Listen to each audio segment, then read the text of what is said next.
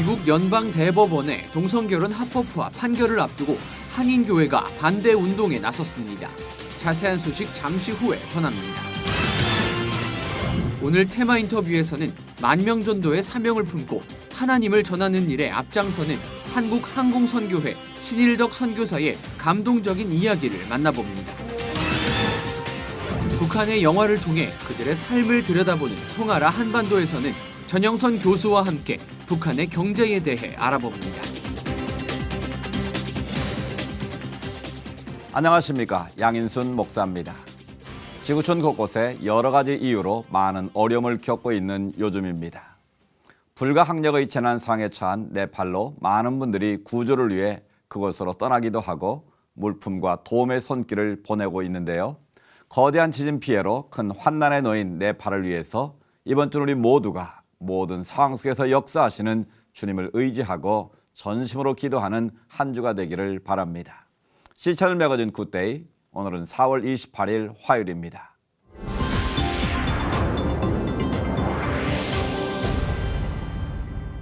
첫 순서로 교계 뉴스부터 정리해드립니다. 지난 25일 네팔에서 발생한 지진으로 사망자가 2,500명을 넘어선 가운데 네팔을 돕기 위한 한국교회의 움직임이 바빠지고 있습니다. 유성훈 기자가 보도합니다. 네팔 수도 카트만두에서 규모 7.8의 강력한 지진이 발생해 27일 현재 2,500명의 사망자가 발생하는 등 피해가 계속해서 이어지고 있습니다. 한국세계선교협의회에 따르면 현지 교회 성도들을 비롯해 주택과 교회 건물 등이 파손되는 등 피해를 입었고 추가 피해도 우려되고 있다고 전했습니다. 이와 함께 지진의 영향으로 전기와 인터넷, 휴대전화 등 통신이 불안정한 상황이어서 구조 작업에 어려움을 겪고 있습니다. 최악의 지진 피해로 절망에 빠진 네팔을 위로하기 위해 한국교회가 분주하게 움직이고 있습니다. 주요 교회와 기독교 구호단체들은 긴급 구호뿐 아니라 네팔을 위한 모금과 중보기도로 힘을 보태고 있습니다. 한국기독교연합봉사단은 지난 26일 네팔 현지에 긴급 구호팀을 파견해 식수와 식료품, 텐트 등의 구호품을 전달할 계획입니다. 네팔 다일 공동체와 한국의 다일 공동체도 현지에서 긴급 구호 활동에 나서며 이주민 선교단체인 지구촌 사랑나눔도 도움의 손길을 준비하고 있습니다. 이 밖에도 한국월드비전과 한국기아대책, 굿피플 등 NGO 단체와 사랑의 교회, 온누리교회 등 주요 교회, 한국기독교총연합회와 한국교회연합, 한국기독교교회협의회 등도 모금과 지원 활동에 본격적으로 나설 예정입니다. 한편 시채널은 한국교회 봉사단과 국민일보와 함께 지진으로 힘든 시간을 보내고 있는 네팔을 위해 지원 및 활동 범위를 정하고 모금과 구조에 나선다는 계획입니다. 시채널 뉴스 유성훈입니다. 미국 연방대법원이 오는 6월 말에 동성결혼 합법화에 대한 판결을 앞두고 있습니다. 한인교회들은 긴급 기도운동을 전개하는 등 합법화 반대에 나서고 있는데요. 최은원 기자가 보도합니다. 미국 연방법원이 이번 달 28일 구두 변론을 시작으로 오는 6월 말경 미국 전역의 동성결혼 합법화 여부를 결론짓게 됩니다. 미 대법원은 지난 1월 수정헌법 14조에 따라 동성결혼을 미국 전역에서 인정해야 하는지 아니면 현행대로 각 주의 자율에 맡길 것인지에 대해 판단하겠다는 결정문을 발표한 바 있습니다. 수정헌법 14조에는 미국을 구성하는 주들이 개별적으로 법률에 의한 근거 없이 미국인의 생명이나 자유, 재산권을 부정할 수 없다는 내용이 포함되어 있습니다. 특히 28일 구두 변론에서 미국 연방법원이 동성결혼 합법 범위를 어느 정도까지 정하는가에 따라 판결 결과는 크게 갈릴 것으로 보입니다. 현재까지는 미국 내 모든 주의 동성결혼 합법화나 헌법상 결혼의 정의를 바꾸는 등 극단적인 판결보다는 타주의 동성결혼을 인정하는 수준의 타협적 판결이 나올 것으로 점쳐지고 있습니다.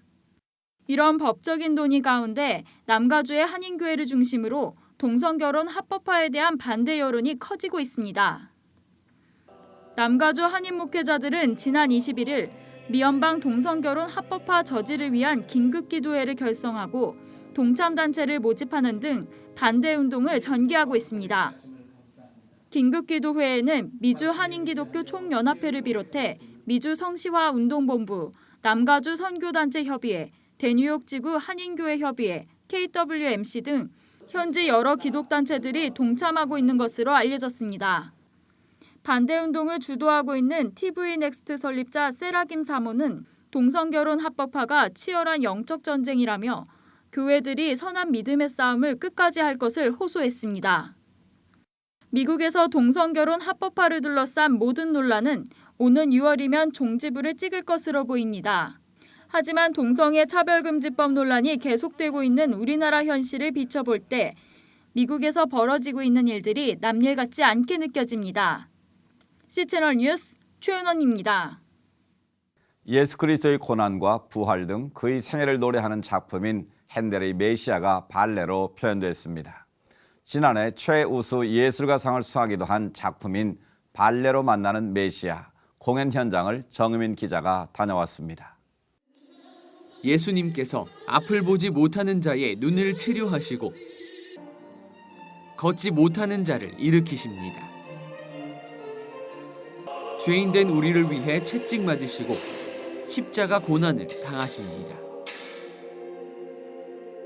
그리고 사흘 만에 부활한 예수 그리스도를 백성들은 찬양합니다.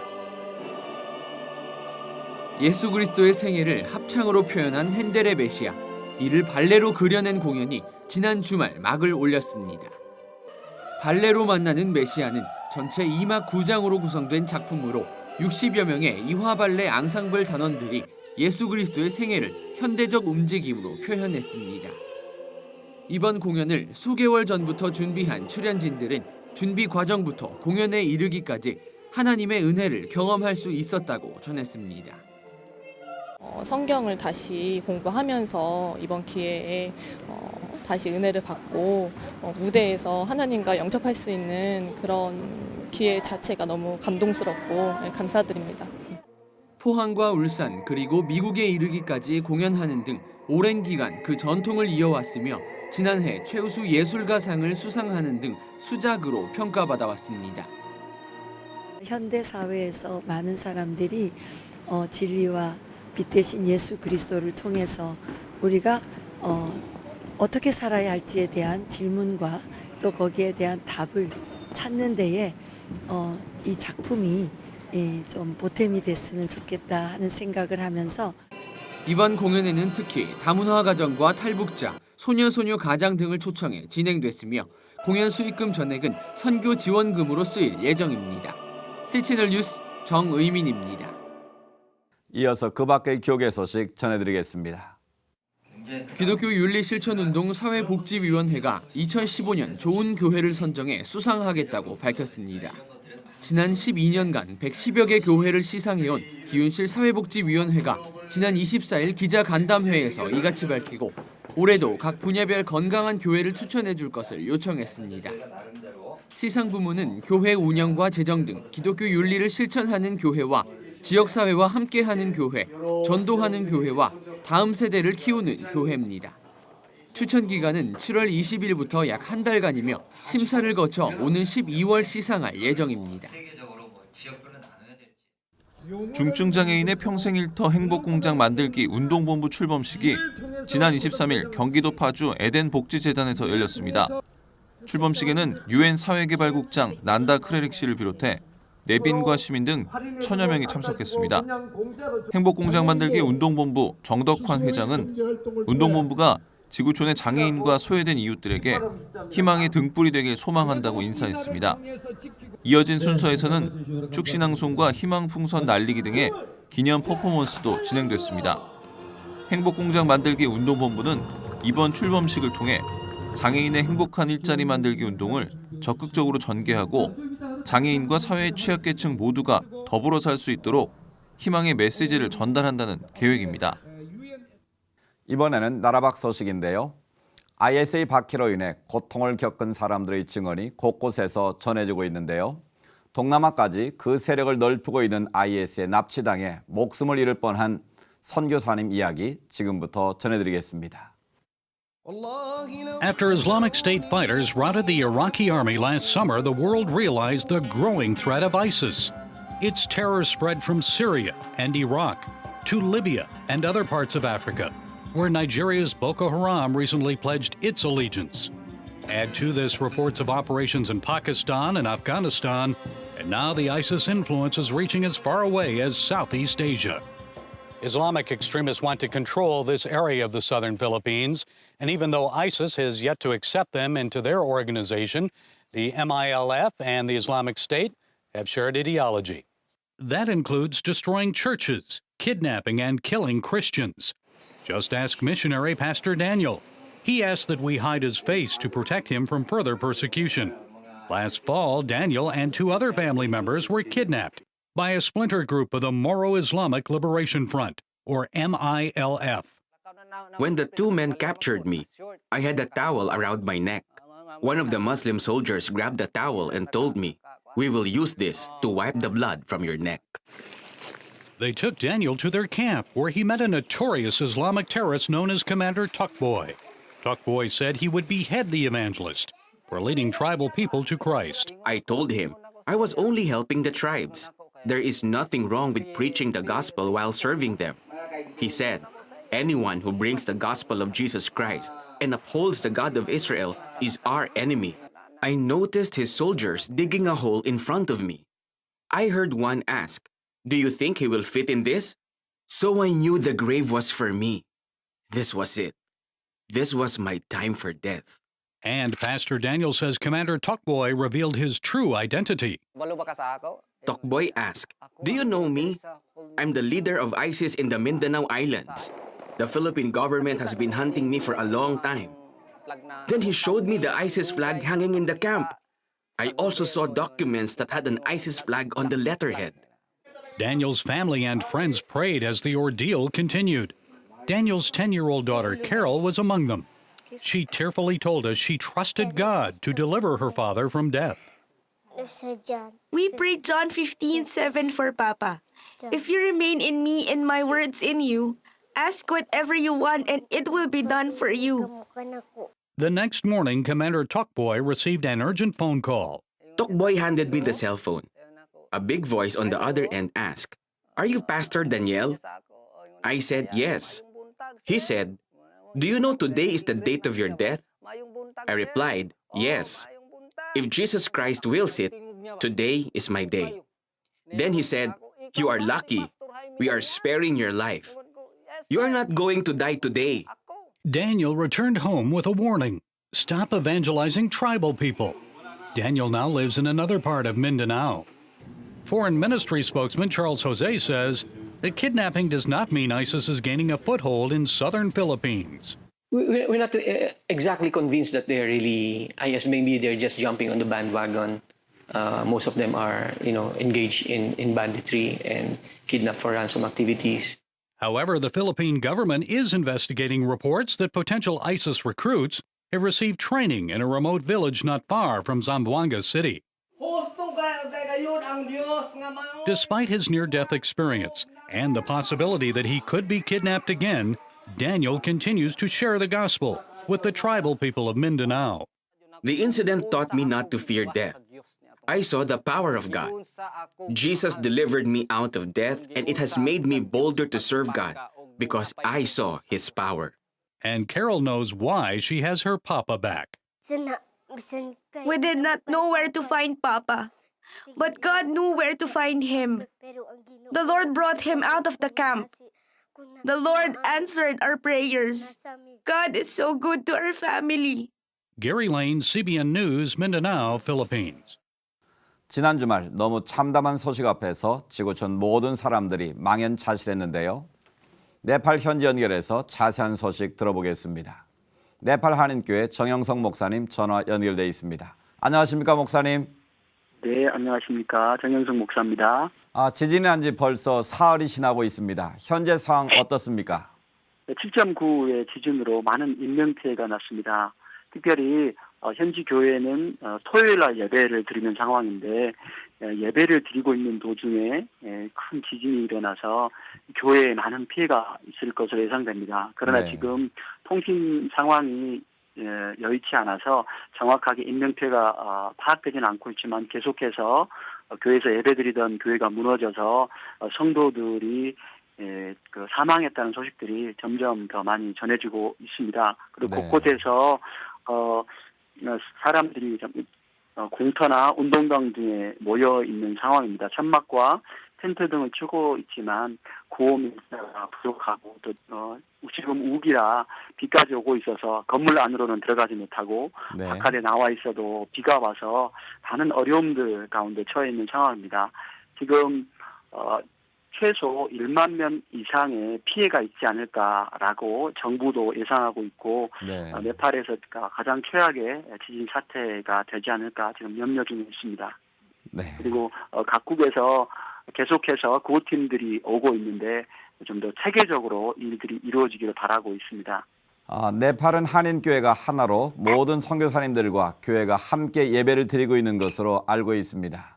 그래서 한인들의 안전에 대한 파악도 좀 빠르게 됐을 것 같은데 어떻습니까?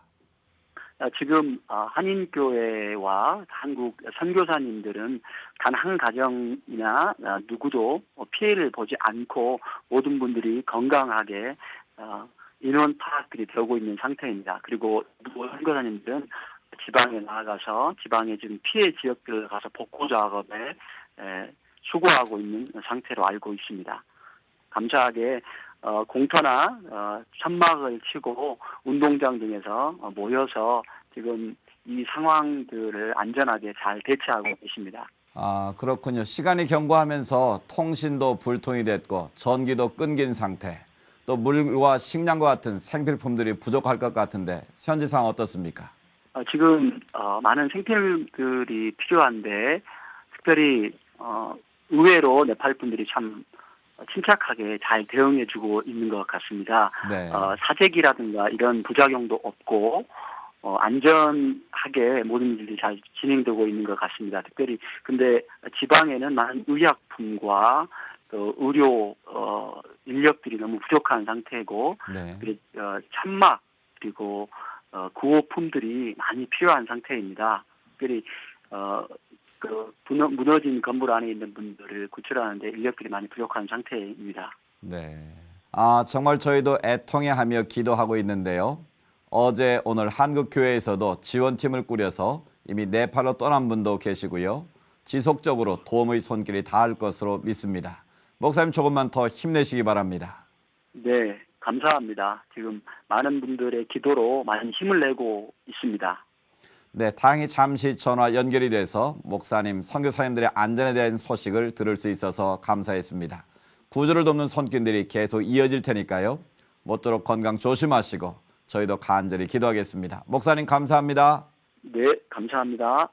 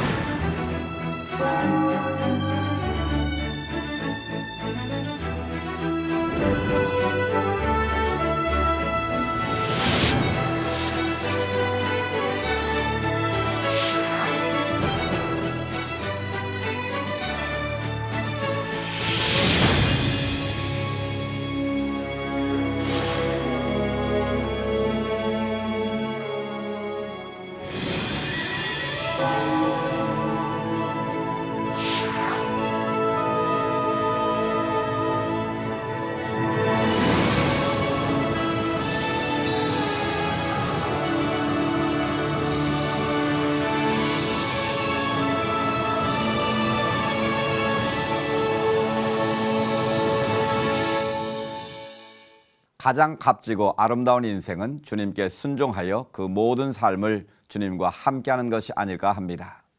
평생 항공기를 조종하는 기장으로 섬기면서 하늘을 나는 전도왕이라는 별명을 얻는 우리나라 제1호 항공 선교사가 있습니다. 신일덕 선교사님이 그 주인공인데요. 오늘 테마 인터뷰 그레이스에서 만나보겠습니다.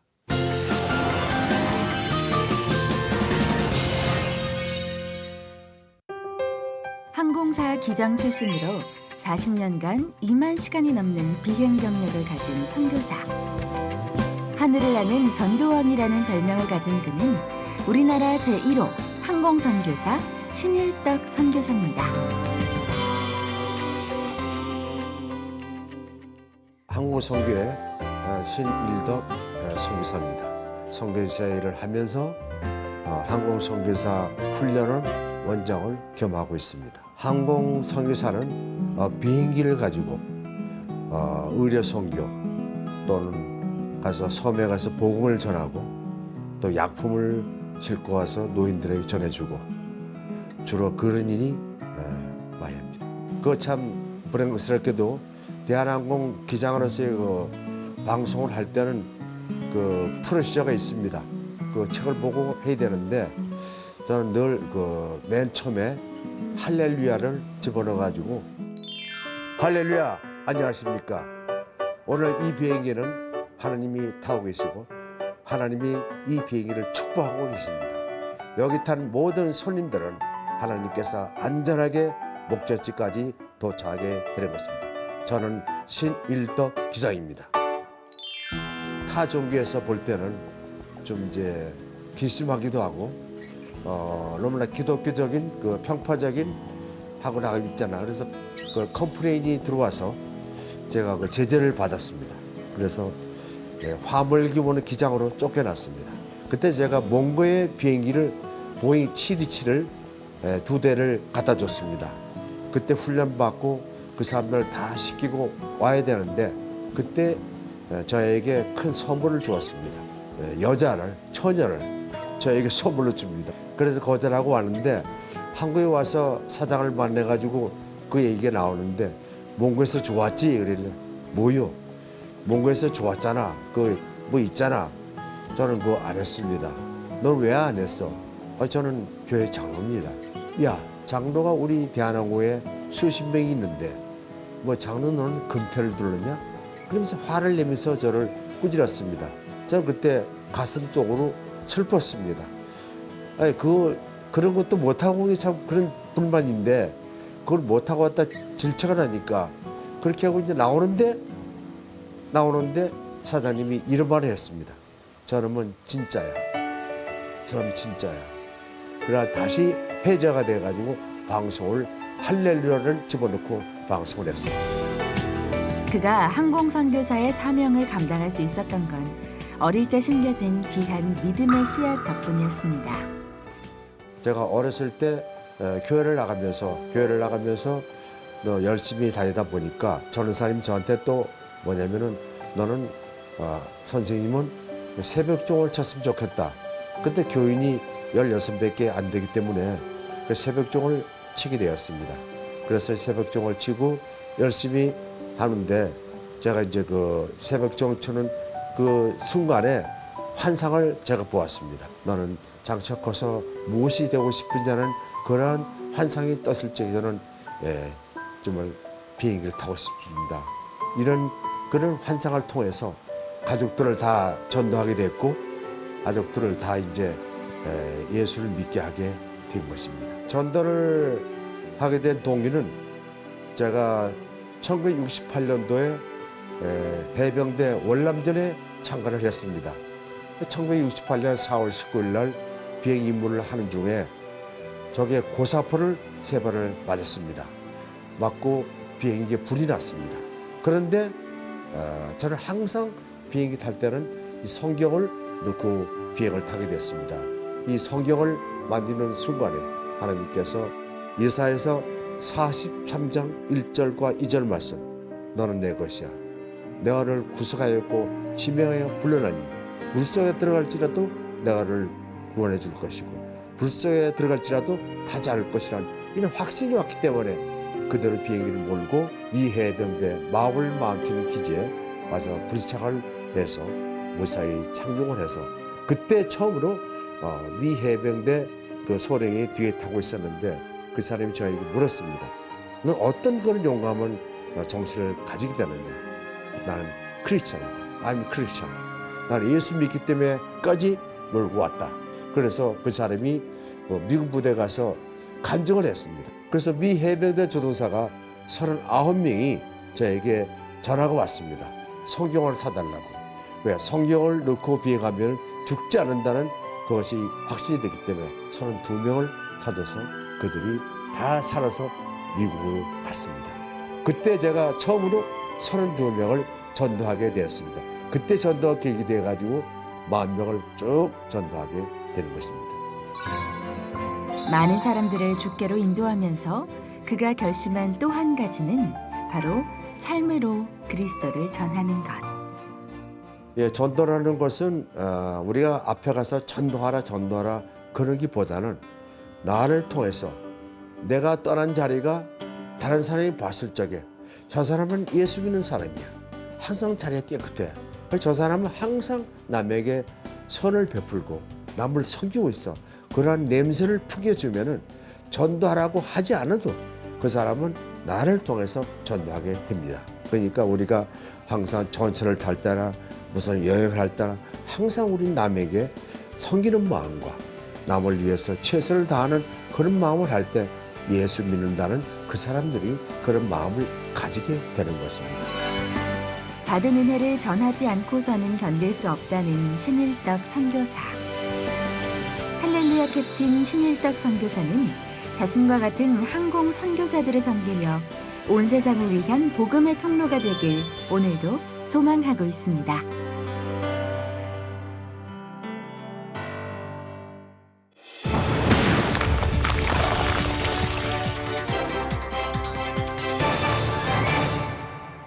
매주 이 시간 통하라 한반도에서는 영화를 통해 북한 생활을 자세히 알아보고 있습니다.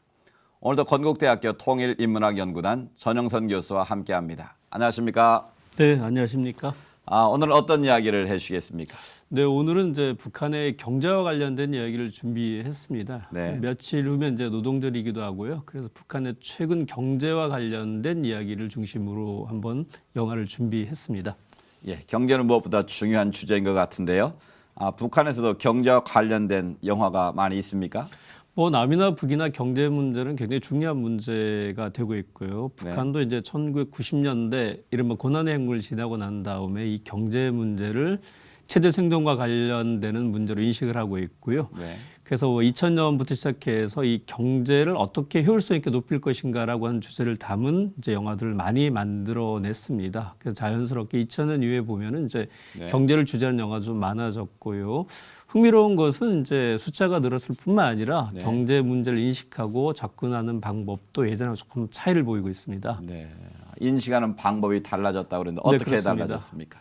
일반적으로 이제 북한에서 이 경제 문제를 해결하는 방식은 주로 노력 동원이라는 방법을 택했습니다. 그래서 생산 목표가 있으면 그 목표를 이루기 위해서는 이제 밤새 횃불을 들고 열심히 달려들어서 북한식으로 표현하면 이제 돌격대 방식으로 문제를 해결해 나가는 것이 일반적인 방법이었었습니다.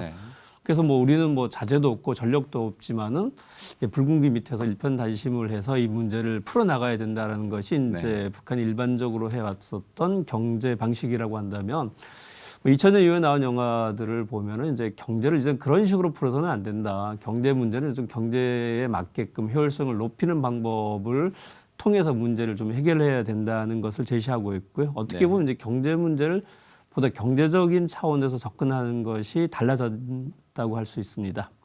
그러니까 좀 더 현실적이고 합리적인 방향에서 경제 문제를 바라보게 됐다라는 것 같은데 어떤 작품들이 있습니까? 뭐 말씀드렸듯이 이제 2000년 이후에는 경제와 관련된 영화들이 상대적으로 좀 많이 늘어났습니다. 그러다 보니까 이제 여러 영화들이 있는데요. 그 중에서도 가장 대표적인 영화는 아무래도 이 부부 지배인이라는 작품이 아닐까 싶습니다. 2001년도에 조선예술영화 촬영소에서 만들어졌고요. 뭐 제목대로 이제 부부가 지배인으로 나와서 이렇게 서로 경제를 운영을 하는 것을 보여주는 75분 길이의 영화인데요. 뭐 북한에서 본다면 북한이 어떤 방향으로 경제를 운영해야 되는지를 보여주는 교과서와 같은 작품이라고 할 수가 있습니다. 그러니까 영화를 통해서 새로운 경제 방식의 모델을 이렇게 보여주는 그런 작품이다라는 뜻인가요? 네, 그렇습니다. 이제 북한에서 얘기하고 있는 것은 이제 경제는 양이 아니다. 효율성이 줘야 된다는 것을 얘기하고 있는 주제인데요. 그 에너지 효율성을 높이기 위해서는 어떻게 해야 되는 것이 바람직한 방향인가를 보여주는 것이라고 할 수가 있고요. 북한 당국이 얘기하고 있는 이제 에너지 효율을 좀 높이고 기계 혁신도 좀 하고 그 과정을 통해 가지고 생산성을 높일 수 있다는 걸 보여주는, 그래서 북한에서도 이 영화에 대해서는 이제 21세기의 새로운 방법을 보여주는 이제 교과서와 같은 작품이라고 평가를 하고 있습니다. 그러니까 부부가 공장 지배인으로 나와서 서로 경쟁을 한다, 뭐 그런 내용인가요? 예, 그렇습니다. 이제 제목대로 보면 이제 부부 지배인이기 때문에 부부가 공장 지배인으로 이렇게 등장을 하는데요. 부인 이제 옥녀라고 하는 사람은 이제 간장이라든가 고추장을 만드는 장공장 지배인이고 아주 오랫동안 이제 공장 경험을 한 이제 노련한 지배인이고요. 반면에 이제 남편 석근이라고 하는 사람은 오랫동안 이제 과학 연구소에서 일을 하던 이제 과학자였습니다. 그래서 새롭게 이제 합성수지 공장 지배인으로 발령을 받게 되면서 이 이야기가 벌어집니다. 현장 경험이 많은 부인이 남편을 좀 많이 도와줘야 될 것 같은데 어떻습니까? 뭐 두 사람의 경력만으로 보면은 당연히 이제 부인이 남편을 도와줘야 될 것 같은데요. 여기는 사실은 이제 북한 당국 의도하고 있는 어떤 포인트가 숨어 있다고 할 수가 있을 것 같습니다. 말씀드린 부인 이 옥녀는 오랫동안 장공장을 경험한 노련한 이 지배인이지만은 주로 생산량을 중시하고 있는 그런 캐릭터로 등장을 하고 있고요. 반면에 이제 석근이라고 하는 사람은 이제 신참내기 공장 지배인이긴 하지만은 과학적이고 합리적인 어떻게 보면 북한이 얘기하고 있는 실리적인 마인드가 숨어져 있는 사람이라고 할 수가 있습니다. 경제 부부 관계이지만은 부인은 생산량을 대표하는 캐릭터 그리고 이제 남편은 어떻게 보면 이제 효율성 중시하는 캐릭터로 설정이 돼 있다라고 할 수가 있습니다. 두 사람의 마인드가 좀 차이가 많이 나죠. 달랐다고 할 수 있습니다. 그러니까 부부간에 서로 마인드가 다르면 그 일하는 방식에서도 많은 차이가 생겼을 것 같은데 어떻습니까? 물론 이제 마인드가 다르기 때문에 이제 두 사람의 일하는 방식도 차이가 날 수밖에 없었고요. 몇 가지 사례들이 이제 영화를 통해서 이제 보여주고 있는데요. 예를 들어서 이제 부인이 있는 이 장 공장에서 전동기가 고장이 납니다. 전동기 고장이 나서 새 걸로 교체를 해야 되는데 똑같은 용량의 이 전동기가 없으니까 부인이 그거 훨씬 더 큰 전동기, 그러니까 에너지 효율이 낮은 전동기를 빨리 교체를 해가지고 생산에 차질이 없도록 이제 얘기를 하죠. 그래서 부인 같은 경우에는 이제 생산량을 맞추기 위해서는 이제 이런 효율성이라는 것이 좀 무시되는 측면이 있고요. 실제로 이 부인 공장에서 만들어진 이제 된장이라든가 고추장 장맛이 별로 좋지 않아서 주민들이 다른 먼 곳에 가서 이제 장을 사 먹는 것을 알면서도 배부른 소리를 하고 있구나. 옛날에 이런 것도 없어서 못 먹었는데라면서 이렇게 무시하는 그 품질이라든가 효율성보다는 이제 양을 강조하는 이제 그런 경영 방식을 도입을 하고 있습니다. 아, 그러면 남편은 공장 경영을 어떻게 하게 되나요? 그 남편이 이제 먼저 공장에 들어와서 공장 여러 곳을 돌아다니면서 세밀하게 관찰을 합니다. 구석구석 다니면서 어떻게 하면 좀 생산 효율성을 높일 수 있는 방법이 없을까라는 것을 조사를 하고요. 그래서 낭비적인 요소를 찾아냅니다. 그리고 이제 컴퓨터를 도입해가지고 합리적인 생산 방식을 찾고 분석을 해서 일일이 체크를 합니다. 상당히 과학적으로 일을 하네요. 네, 그렇습니다. 이게 남편 같은 경우에도 이제 부인과 비슷한 일이 발생을 하는데요. 공장을 돌아다 보니까 필요 이상의 에너지를 사용하고 있는 그 에너지의 어떤 기계가 있으니까 그걸 바로 교체를 하도록 지시를 하고 있고요. 그다음에 이제 회의 시간 같은 경우에도 예전에 한번 회의를 하면 모여가지고 2시간 동안 회의를 했었는데 바로 현장에서 문제점만 바로 지적을 해서 한 15분 정도 엄청난 시간을 단축을 합니다. 그래서 어떻게 됐습니까? 결과가 궁금한데요. 뭐 이제 경쟁이 선포됐던 32개 공장을 대상으로 해서 중간 발표가 있었습니다. 중간 발표에서는 그 부인인 이 옥녀의 장 공장이 1등을 했고요, 예상대로. 반면에 이 남편이 석근이 일하고 있는 합성수지 공장은 32개 공장 중에서 꼴찌를 합니다. 그러니까 남편은 실망이 참 컸겠군요. 뭐 남편은 그래도 얼굴이 들고 다녔었고요. 실망은 하지 않고 오히려 가족들이 더 걱정을 합니다. 부인도 좀 답답해하고 딸도 그런 아버지가 융통성이 없다라고 이제 생각을 하는 것이었죠. 그래도 남편은 절대 별로 자기 마음을 바꿀 생각은 없었습니다. 그러니까 자기 고집이 있군요. 자기 생각을 바꿀 마음이 없다. 뭐 그런 생각이었군요. 어떻게 보면 이제 고집이라고 할 수가 있는데요. 사실은 이제 남편이 생각할 때 지금 당에서 필요로 하는 것은 효율성을 높이는 것이다. 내가 이 중간 평가에서 꼴등을 한 것은 내가 부족해서 그런 것이지 내 방식이 잘못됐던 것은 아니라고 생각을 했고요. 오히려 이제 부인한테 충고를 합니다. 지금 당신이 일하고 있는 방법은 20세기의 낡은 방식이다. 지금 21세기 새로운 시대는 새로운 방법을 요구하기 때문에 당신도 과감하게 그런 기술 혁신을 해야 되고 기계 설비를 바꿔야 된다라고 얘기를 하고 있고요. 실제로 보면 이제 그 효율성 높은 그 기계를 만드는 사람을 이제 열심히 작업을 할 수 있도록 도와주고 뽑아주는 일을 합니다. 그래서 에너지 높은 합성도로 기계를 교체하는 사업을 단행을 합니다. 그렇군요. 결과가 어떻게 됐습니까? 결과가 많이 달라졌을 것 같은데. 뭐 최종 평가에서는 오히려 이 남편 석근이 일한 합성수지 공장이 1등을 합니다. 왜냐하면 이제 에너지를 5%나 절감을 했기 때문에 생산성이 높였고요. 최종 평가에서는 이제 생산량이 아니라 에너지 효율성을 중심으로 평가를 해가지고 남편 공장이 1등을 했었고요. 반면에 이제 부인 공장은 이제 순위대로 계속 불려지는데 제일 마지막에 불려집니다. 32등을 한 것이었죠. 완전히 역전이 됐네요. 예, 그렇습니다. 뭐 에너지도 가소비를 했고, 그래서 이제 원가를 초과하는 생산을 했었기 때문에 결과적으로 이렇게 옥녀의 공장은 시대에 맞지 않는 걸로 평가를 됐고 이제 경쟁에서 꼴등을 하게 됐던 것이었죠. 그제서 이제 부인도 자기가 일했던 것이 잘못됐구나라고 반성을 하게 되었습니다. 네. 이 영화를 통해서 북한 당국이 뭘 얘기하기를 원하는지 좀 잘 알 수 있을 것 같은데요. 네, 그렇습니다. 이제 북한이 얘기하듯이 이 작품은 어떻게 보면 북한이 얘기하고 있는 실리사회주의를 보여주는 교과서 같은 작품이라고 할 수가 있습니다. 그것은 이제 실리사회주의라고 하는 것은 사회주의적인 제도를 맞춰 지키면서 효율성을 극대화하자는 것이고요. 그렇다면 생산 현장에서 어떻게 해야 되는지를 직접적으로 예시를 통해서 보여주기 위해서 만든 영화라고 할 수가 있습니다. 네, 오늘은 영화를 통해서 실리적으로 변모하는 북한의 경제 정책을 살펴봤습니다. 교수님 감사합니다. 네, 감사합니다.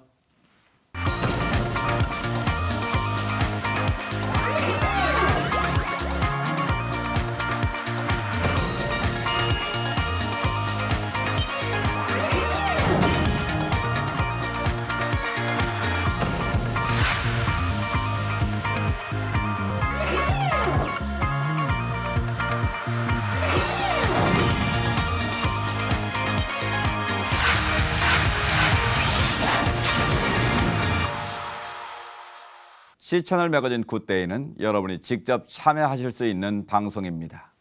아래 전화번호와 이메일로 언제든지 연락 주시기 바라고요. 인터넷으로도 다시 보실 수 있으니까 꼭 한번 확인해 보시기 바랍니다. 앞서 말씀드린 것처럼 지진 피해로 고난 가운데 있는 네팔을 위해서 기도해 주시고요. 그 땅이 속히 회복되고 이재민들에게 빠른 도움이 닿을 수 있기를 계속해서 기도해 주시기 바랍니다. 오늘 순서는 여기까지고요. 저는 다음 시간에 인사드리겠습니다.